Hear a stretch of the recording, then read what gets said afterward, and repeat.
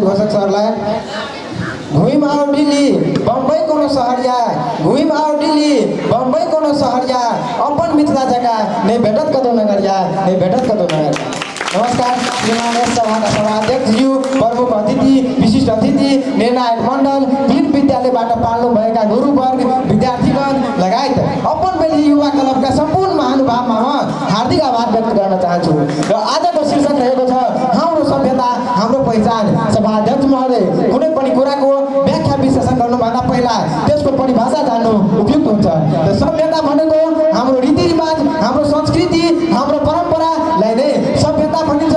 यो मैथिली सभ्यता सबभन्दा पुरानो सभ्यता हो।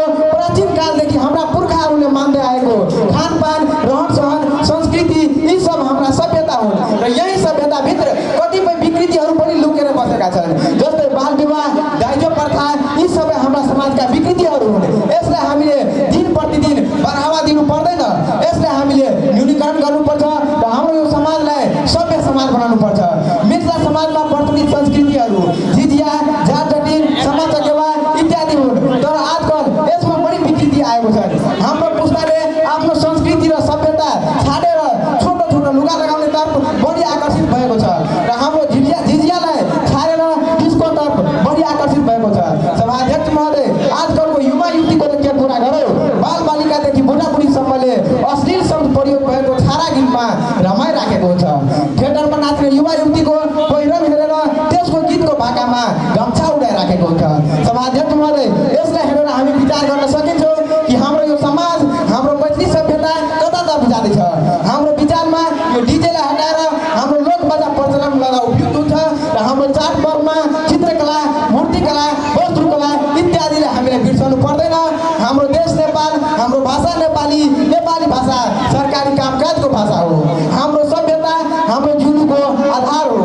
हाम्रो देश नेपाल 2068 को जनगणना अनुसार 125 जाति, 123 भाषा र 10 धर्म रहेको छ। सबभन्दा बढी हिन्दू धर्म बसोबास गर्दै आइरहेको छ। सभाध्यक्ष महोदय, लैङ्गिकताको हिसाबले हाम्रो देशमा 3 क्याटेगोरीको मान्छे बसोबास गर्दैछन्, पुरुष, महिला र तेस्रो लिङ्गी।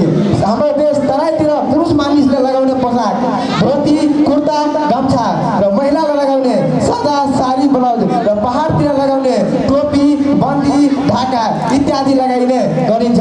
सभाध्यक्ष महोदय, समयको अभाव भएकोले म आफ्नो गहकिला मन्तव्यहरू यही टुङ्ग्याउन चाहन्छु र मेरो मुखबाट केही नराम्रा शब्द निस्केको छ भने मलाई माफ गर्नुहोला।